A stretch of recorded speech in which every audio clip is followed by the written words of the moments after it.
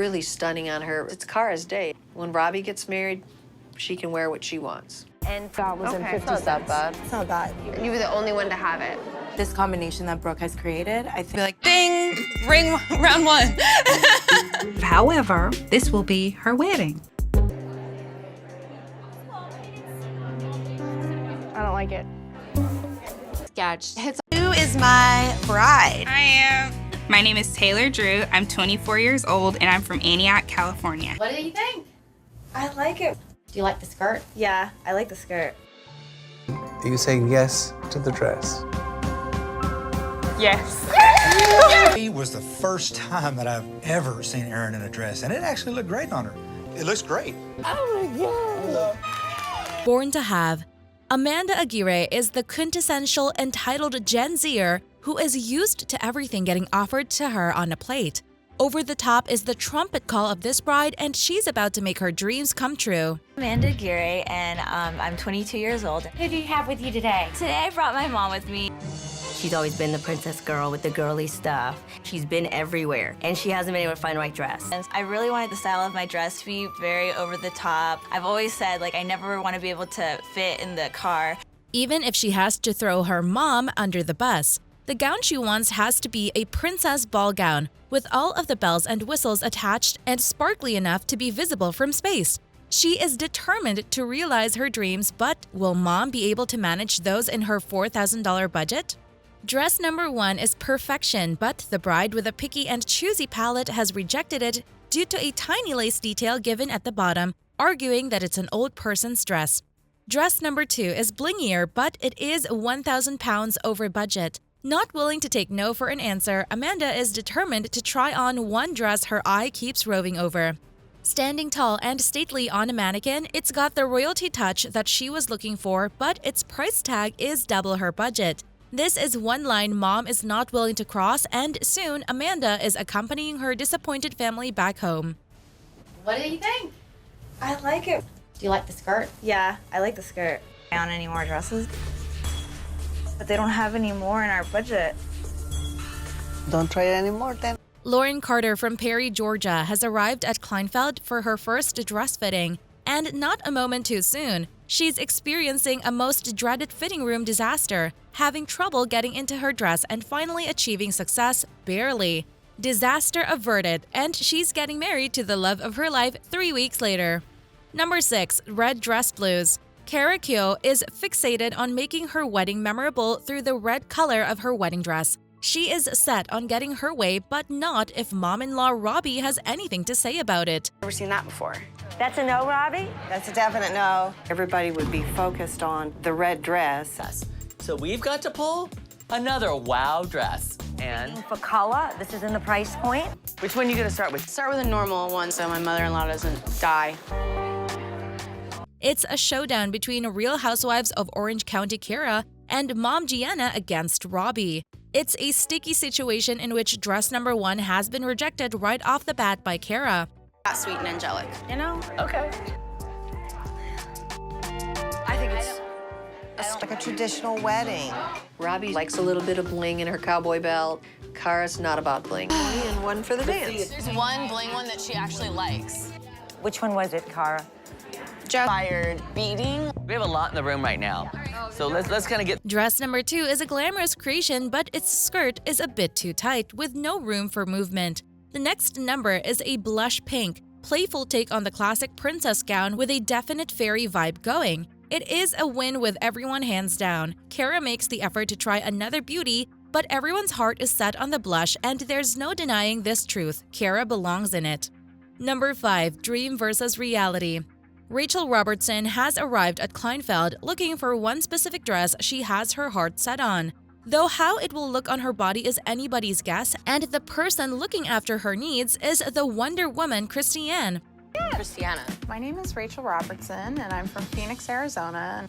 I brought my dad, Rick. I've been to one salon in Phoenix. This is the Ann Barge dress I like. I love it. I know exactly. Do you? Yeah. She knows exactly where to find the dress, and with no time to waste, she has the bride waiting for it in the dressing room. The Ann Barge is a classic fitting flare that sits on her body perfectly well, but to sister Courtney, it has failed to meet the expectations set on it. Dress number 2 is a silky soft, figure-hugging gown made entirely of lace, but once again, it's found no favor with sister Courtney. The Next Beauty by Mark Zanino has found overwhelming support from the entourage as well as the bride, but it's not exactly what this group had in mind. And thus, Rachel has reached the final piece in her search, which is a beautiful fit and flare she had been searching for. It's the perfect realization of her dreams, and her hunt has finally come to an end. This is a little different because it's got the tiers of lace, but I really like it. You think this is it? Oh, absolutely. I'm saying yes to the dress. Number 4. Brooke Goslin wants what nobody else has. She wants to set her reputation in stone as a fashionista bride and wants to do it by going where no one else has gone before. And another one of my bridesmaids, Allison. They are some of my dearest friends, and in my opinion, I want to feel like a princess. I want everybody to be like, wow, when I'm walking down the aisle. She's a little picky. Feel comfortable in. My budget is $10,000, and my fiance will be paying. Debbie is the perfect sidekick for her because she knows Kleinfeld like the back of her hand. In no time, Debbie has her dressed up in an empire waist gown, complete with beadwork on top and a full, bouncy skirt down below. It's the skirt material that has filled the gown. What do you think? I'm a little hesitant on this material. I like the shape of the dress. I just really... Yes. I hate the bottom of it. I don't know what's going on. Okay. So this is not the dress. Next. Love this dress, but she doesn't. It's just back to the drawing board. Dress number 2 is pretty much the same look, but with some significant improvements. The embellishment on the top is completely in line with royalty, and the material of the skirt is a definite step up. But this time, the bride has an issue with where the skirt is starting. The next dress is a complete change from the style of the previous two. This time, the bride is not liking the triangular ruffles running down its skirt line.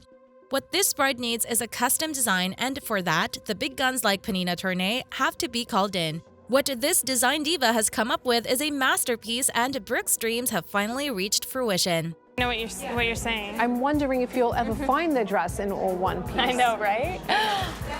Beautiful. Stunning. Beautiful. Or do you think I should wait and come No, back? I love it. Thank you. So, Brooke, are we saying yes to the dress? Yes. Number 3, Speak Your Mind. 29-year-old Shauna Loren has walked into Kleinfeld with her parents for support. It seems all is not in fairy tale as mom and daughter seem to be clashing on just about everything, and that's what is going to make this appointment a particularly feisty one. Mom is not afraid to speak her mind, and she speaks it constantly. But this appointment is taking a surprising turn since Momzilla has turned into Shauna's fairy godmother and seems to be agreeing with her choices for once. Definitely want it to be like a party, fun. This dress will be what we shape the whole theme of the wedding around. Oh, interesting. I like this one. I like old. It looks like that pink dress right there. Don't say we. Growing up, it's been a constant struggle between us. Good on her. Go with it, even if it is one that I may not have favored. But that soon changes once Shauna has put on the dress. Mom lets loose with her loose tongue taking the lead, and everybody's reminded of her difficult reputation. Dresses number 2 and 3 get the same fate as dress number 1, and soon Shauna has finally stumbled across the one dress which makes her go, ooh. What does Mom Chandra have to say about it? All of the sweet nothings she had been holding back come tumbling out of her mouth as soon as she sees the dress. It seems to have dampened the mood of the appointment markedly. I just thought you would choose something over the fact that you wanted to dance. I mean, you get your holding back. She'll give her opinion about things, and I think sometimes she gives it maybe a little bit. My wife, she saw the excitement in Shanna's eyes and relented a little bit. It's the fact, you put this negativity thing onto it, and I don't think that's really good. Witness to her daughter's plummeting spirits, Chandra has finally conceded to give the dress a try. It's the veil that has turned the entire situation around by adding in that one piece missing from the puzzle. Number 2. Bride-to-be Amanda has a friend in Debbie who has vowed to make sure that Amanda finds a beautiful dress for her wedding. It's the memory of a beautiful friend, Miriam, who wants to be Amanda's future mother-in-law, which is at play here. Debbie is going to do her best to do well with her friendship. What you're looking for? I'm looking for a wow dress. I want something glitzy. I want glamorous. I want Any price point that you would feel comfortable with? around 7,000. Yeah. Okay. So I'm gonna get you some dresses and we're gonna have a good time today. Okay? Give me a hug, because I love you. Dress number 1 has found rejection on account of not enough bling. So this time, Debbie is bringing the bride out resplendent in a Panina Tournay dress. Unfortunately, it's a miss since it's failed to match the personality of its wearer. It's not heavy. No, I like the stones on it. They're big, they're glamorous. Yeah, I don't like that. I don't like that. How do you feel? I feel good. It's very different. Definitely a different feeling. Yeah. More serious for my personality. It's a nice dress. I think it's beautiful. But it's not just the other two. Yeah. Dress after dress has been rejected, but Debbie has one more card up her sleeve, which is an Eve of My Lady dress. It is absolute perfection, even though it is eons apart from what this bride had in mind. This dress has won the day. Number 1, something borrowed. Amy from Denver, Colorado has only one request for designers Kelly and Sam. The dress has to tie in with her black tie wedding, and this is certainly not what Mom's cowboy wedding dress is going to be. So it's going straight on the burning pyre. I would literally take this one and like burn it. Tell us how you really feel. You know, it's a classic. It lasts that long. Not a classic. It is not a classic. But with a few budget. My budget is $3,000, but if you can find me the perfect gown, I'll go a little bit more. Except for one plot twist. This bride will have to choose which dress she will be wearing down the aisle. Amy has chosen dress number 3 as her final choice for her gown. Let's see what Kelly comes up with using her magic scissors. What Kelly has come up with is a masterpiece, which is a reinvention of Mama's cowboy bridal dress in a beautiful modern classic cut. Use your mom's lace appliques to give you a skinny spaghetti strap with a scoop super low back. That's what I want. I'm gonna take all these appliques off of mom's dress. Bad Oh sleeves for you. my goodness, go Kelly. The brilliance It's better has already. begun.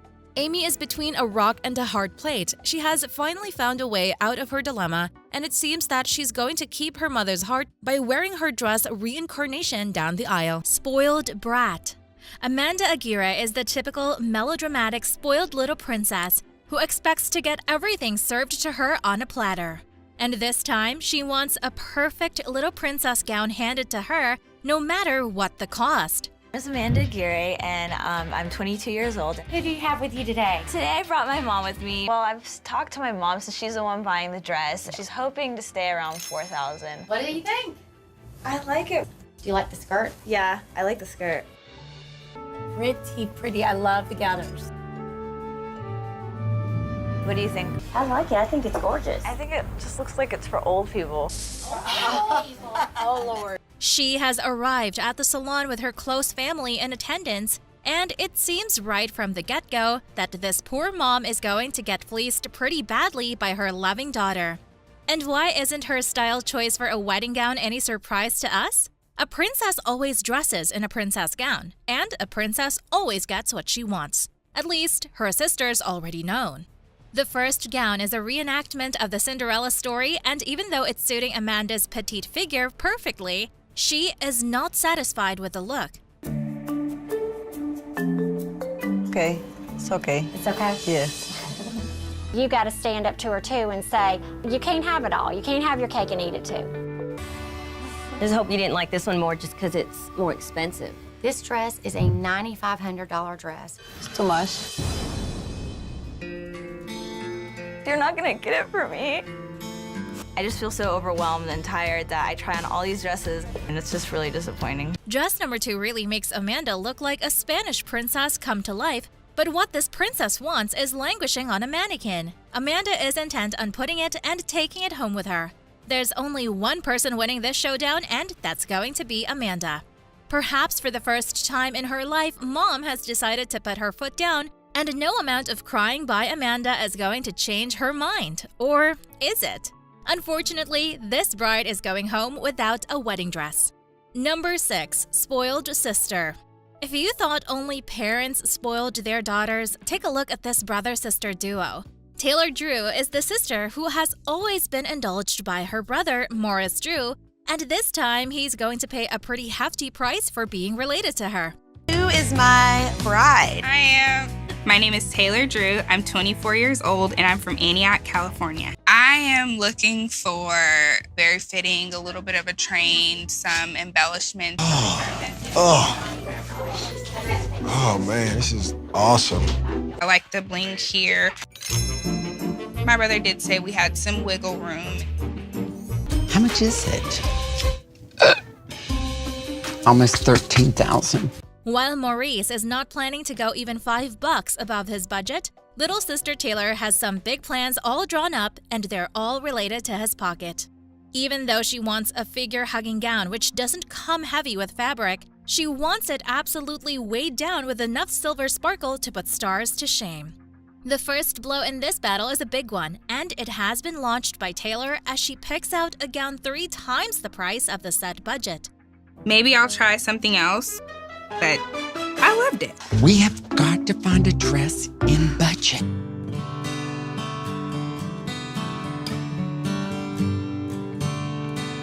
The reason we were showing you this is in budget.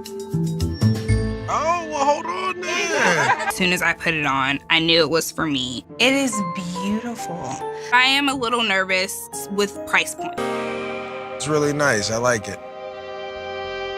Have we got a touchdown? This is a touchdown. The situation is precarious, forcing Lori to wade through tricky waters. But expecting Big Bro to shell out money for a 13 grand dress might be where baby girl Taylor has bitten off more than she can chew. Now, dress number 3 is a beauty for which Maurice and Taylor could reach a compromise, and what do you know? It's a done deal. Number 5. Disappointed Dads. Mark Davison is the dad who never knew that he'd be disappointed in his perfect little daughter, Amy Davidson. But this time, the tattoos on Amy's arms are a reminder of an imperfection he could never associate with his beautiful daughter. My name's Amy Davison, I'm 28 and I'm from Hertfordshire. I'm here today to find my dream wedding dress. I'm a real daddy's girl. I don't think I could do it without him. I really value his opinion. What do we think, Dad? Did like it till I saw the arm. If the father dreams that his daughter's going to walk in like a fairy tale, princess or Cinderella, if we can't find the right dress to cover those tattoos, there might not even be a wedding. It goes without saying that any virginal white bridal gown will have to come with sleeves to make sure that those dreaded tattoos do not shine through and mark Papa's day. Meanwhile, Carmine DeFalco is an unabashedly indulgent father who would give his daughter the moon if she asked for it. So what's a measly bridal gown? But today, his unconditional love for his daughter is going to be tested like it has never been tested before, as he faces the full force of this spoiled princess. Dress number 1 is in danger of taking down the entire appointment, as not only is Dad not willing to shell out $20,000 more to bling it out more, but Sister Monica doesn't even like the dress.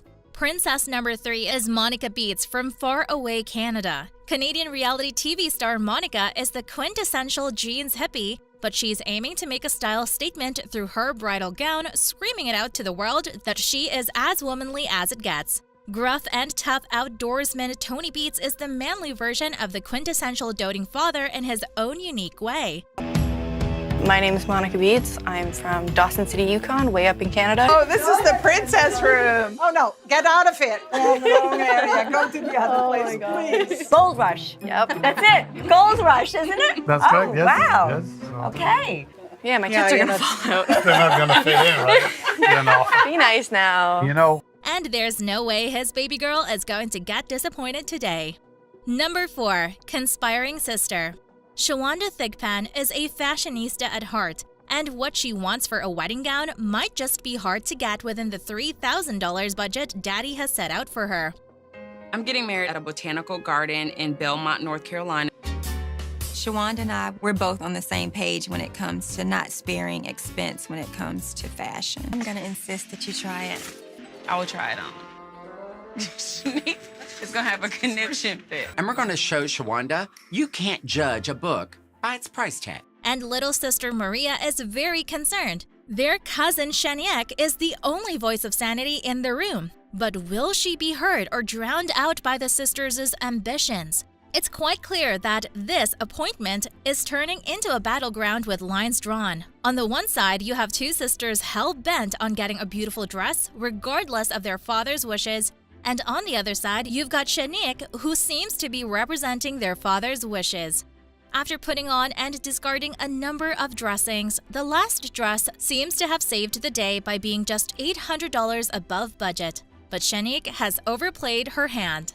Number 3. Empty pockets. Amy Sams is the perfect prospective bride who already knows which dress she wants as soon as she stepped into David Emmanuel's salon. But there's only one problem, and that is that the dress is definitely out of her budget. Like a trooper, Amy is going to try on other dresses in an effort to find a dress within her bank limits. Unfortunately, Amy's unique situation has put her at a disadvantage because each dress she is trying on is failing to match up to the promises made by the one on the mannequin. My name is Amy Sams. I'm here to find my perfect wedding dress. That is massive. So is budget? I think probably about 1,300. 1,300, okay. We have a beautiful bride who has expensive taste, but doesn't have the budget to go with it. What do? I don't think I'm seeing a very happy bride at the moment. How are you feeling right now? I feel emotional because I'm in a dress. Wow. Bit more drama this time. Bit more wow. Are you saying yes to the dress? Yes. And once she has the dress on, it seems as if it was made with her in mind, the way it lovingly wraps around her body. But what to do about budgeting worries? Where's the fairy godmother when you need her? It seems that mother and daughter had miscalculated the situation grievously. Amy has just realized that she will be able to add money to her budget from her own pocket and will be going home with a dress that she has fallen in love with. Don't you love happy endings?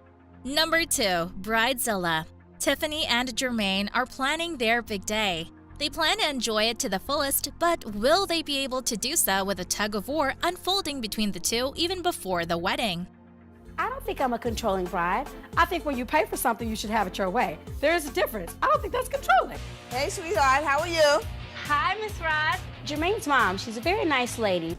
Oh, that is beautiful. Oh my goodness. Got your southern dress. This dress has a little New York in it. That's why I got a big Kool-Aid smile. Oh my God. Tiffany is hoping to win over her mother and 2 mothers-in-law with just one bridal gown. She's choosing something right in the middle to paddle to each side's preferences. Will she be able to make her voice be heard? Or will she sacrifice her big day for the happiness of others? Well, what do you know? This girl knows how to make the impossible happen. Or does she? In the run-up to the wedding, Jermaine has the audacity to put in his 2 cents when it comes to planning it, and Tiffany ain't having none of it, and making the mistake of not smiling as she opens the invitations.